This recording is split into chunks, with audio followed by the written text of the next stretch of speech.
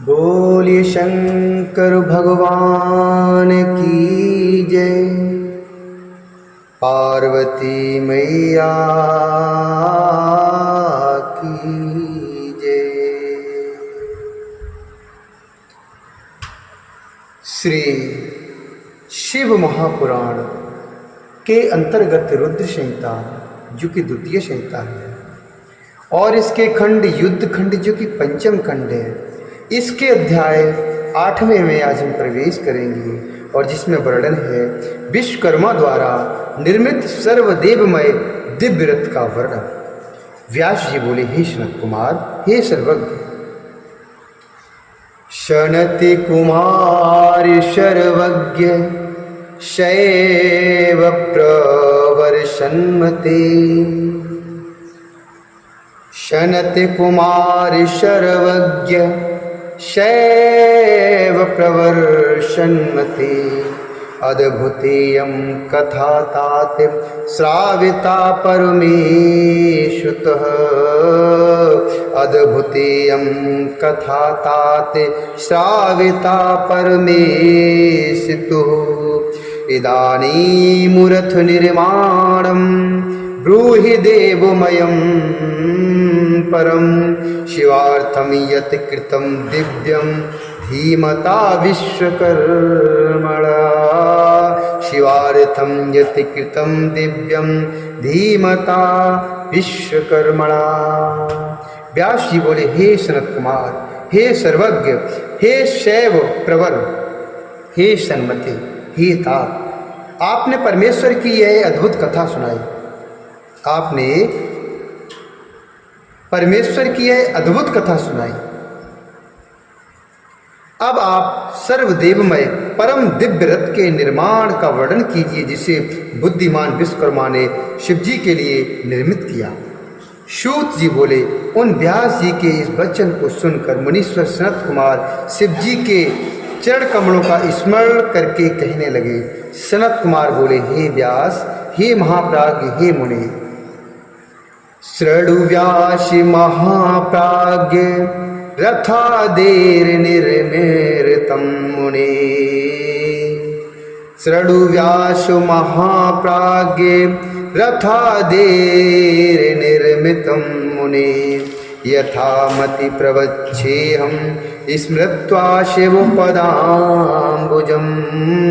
यथामति प्रवच्छेऽहं स्मृत्वा शिवपदाम्बुजं। अथ देवस्य रुद्रस्य निर्मितो विश्वकर्मणा सर्वलोकमयो दिव्यो रथो यत्नेन सादरम्। सर्वलोकमयो दिव्यो रथो यत्नेन सादरम्। सनत कुमार बोले, हे व्यास, हे महाप्राज्ञ, हे मुनि, मैं शिव जी के चरण कमलों का ध्यान कर अपनी बुद्धि के अनुसार रथ आदि के निर्माण का वर्णन करूंगा, आप उसका श्रवण करें। विश्वकर्मा ने रुद्रदेव के सर्वलोकमय तथा दिव्य रथ को यत्न से आदर पूर्वक बनाया। यह सर्वसम्मत तथा भूतमय रथ स्वर्ण का बना हुआ था, अर्थात सोने का बना हुआ था। उसके दाहिने चक्र में सूर्य एवं बाएं चक्र में चंद्रमा विराजमान थे। हे विप्रेंद्र, दाहिने चक्र में 12 अरे लगे हुए थे। दाहिने चक्र में 12 अरे लगे हुए थे।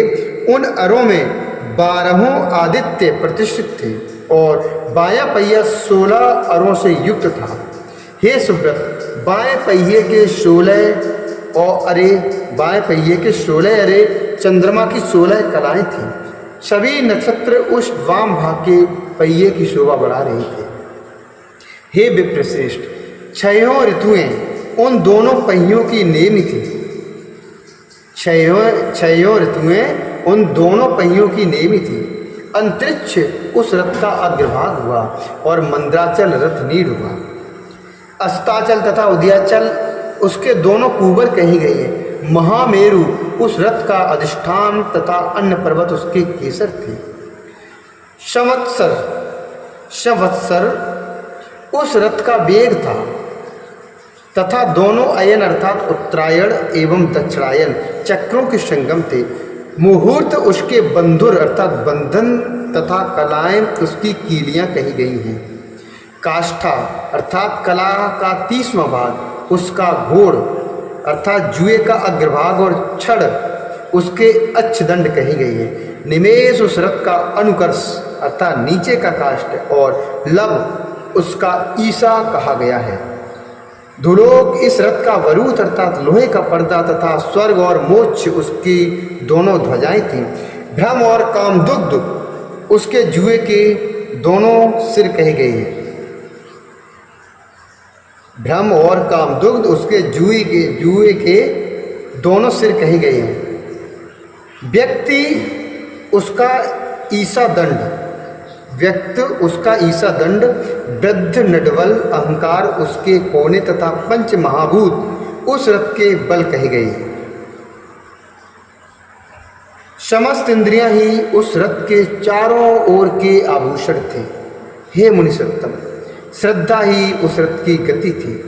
हे सुब्रतो, उस समय षडंग अर्थात शिक्षा, कल्प, नृत्य, व्याकरण, छंद तथा ज्योतिष उसके आभूषण बने।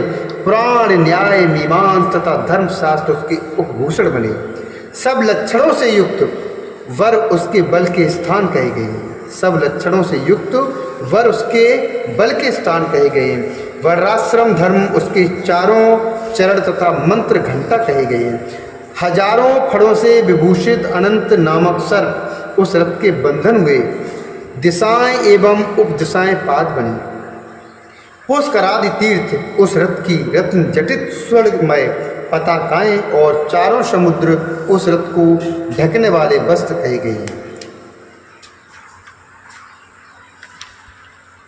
सभी प्रकार के आभूषणों से भूषित गंगा आदि सभी श्रेष्ठ नदियां हाथों में चंवर लिए हुए स्त्री रूप में सुशोभित होकर जगह जगह स्थान बनाकर रथ की शोभा बढ़ाने लगी। आवाह आदि सातों वायु स्वर्णमय उत्तम सोपान बने एवं लोकालोक पर्वत उस रथ के चारों ओर उप सोपान बने। मानस आदि सरोवर उस रथ के बाहरी उत्तम विषम स्थान हुए।